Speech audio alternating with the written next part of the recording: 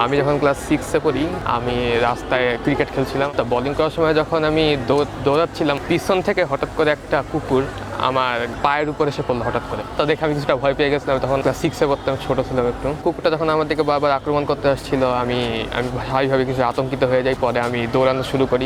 কিছুক্ষণ পর দৌড়াচ্ছে হঠাৎ করে সামনে, যখন আমি মরণ ফ্যান অবস্থা, তখন আমি সামনে একটা ইট পাই। তখন ইটটা আমি তার গায়ে ছুঁড়ে মারি, কুকুরটার গায়ে ছুঁড়ে মারি। তখন কুকুরটার মাথায় লাগে, তখন সে ভয় পেয়ে চলে যায়। তো এরপর থেকে আমার কুকুরের প্রতি একটা ফোবিয়ার মতো হয়েছে।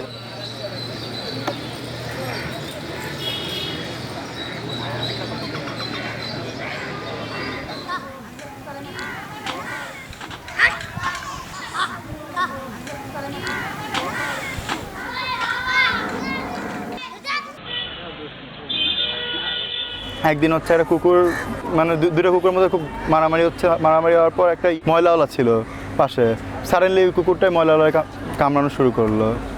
প্রায় 14টা স্টিচ দেওয়া লাগছে পরে ময়লাওয়ালাকে।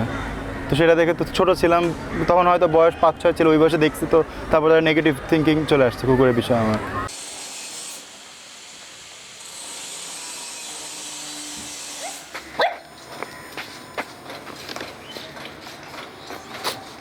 প্রায় প্রতি সপ্তাহেই ভয়ঙ্কর অভিজ্ঞতার সম্মুখীন হতে হয়। যে আমি বাসার গেটে নামি, তখনই 5-7টা কুকুর চলে আসে সামনে, এবং আমি রীতিমতো কাঠ হয়ে দাঁড়াই, বা গাড়ির ড্রাইভার এসে সামনে থেকে কুকুর তাড়ায়, দারোয়ান গেট খোলে, দেন আমি বাসায় ঢুকি। খুব স্বাভাবিকভাবেই যখন একজন কেউ দাঁড়ায় থাকবে আর তার পাশ দিয়ে 5-7টা কুকুর এসে পায়ের মধ্যে শুকতে শুরু করবে, তখন আলটিমেটলি একজন মানুষ ভয় পাবেই। আমারে কামড় দিছে বল 14টা শুই নিছি নাবির গুড়ির মাঝে। কুকুরের বাচ্চা দেখলে আমি ভয় পাই, কুকুরের বাচ্চা দাঁড়াও যায় না। যাই হোক, কুকুর দেখলে মনে করেন আমি ভয় পাই, আর কুকুর কামড় দিলে তো এমনি কুকুর পেটে বাচ্চা হয়ে যায়।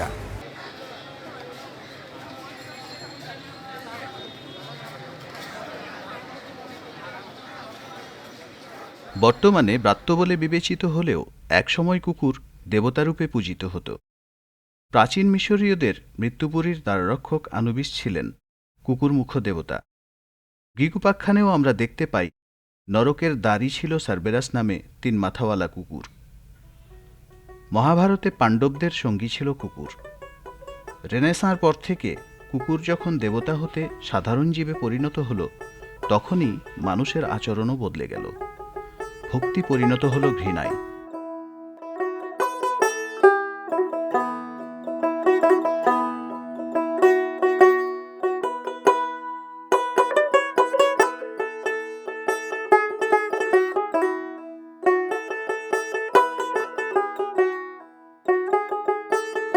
কুকুর মারার প্রধান কারণ হলো বাংলাদেশে জলাতঙ্কের হার অনেক বেশি, এবং এই কারণে কুকুর মারা হয়। কিন্তু কুকুরের ব্যাপারে এক ভয়াবহ সব কুসংস্কার কাজ করে।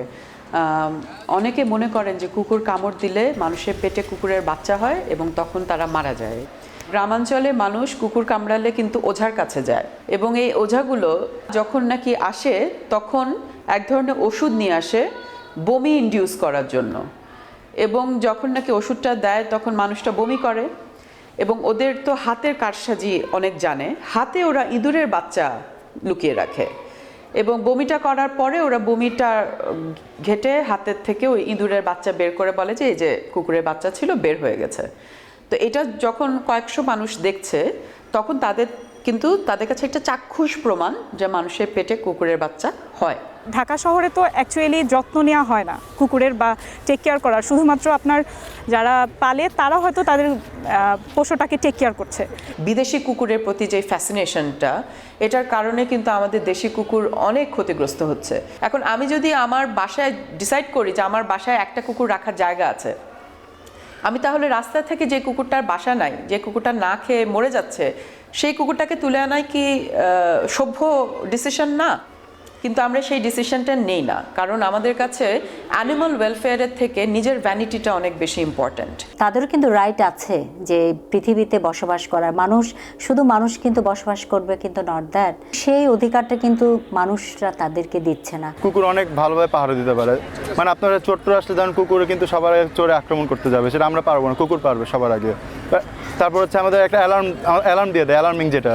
কুকুর আমাদের পরিবেশে আছে, কিন্তু কুকুরের প্রয়োজন আছে বলে প্রত্যেকটা পরিবেশে সেই প্রাণীগুলোই থাকে যেটা প্রয়োজন থাকে সেই পরিবেশে।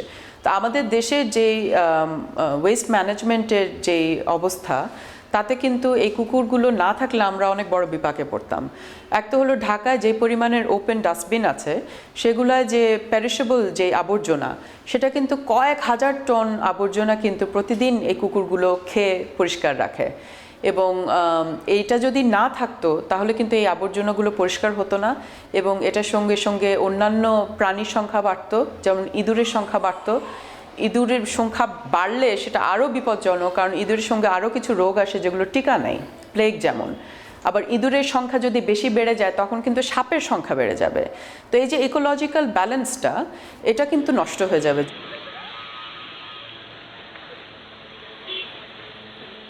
একটা পরিবারের যদি আমি বলবো যে পেট যদি তারা রাখে, সেটা খরগোশ রাখুক বা বিড়াল পুষুক বা কুকুর পালুক, তখন কিন্তু একটা ছোট বাচ্চা তার অন্যের সঙ্গে শেয়ার করার, ভালোবাসাটা শেয়ার করা এবং সে একটা দায়িত্ববোধ নিয়ে বড় হওয়া, এটা কিন্তু ও শিশুগুলো কিন্তু ছোটবেলা থেকে শিখে যখন তার কাছে একটা পেট থাকে।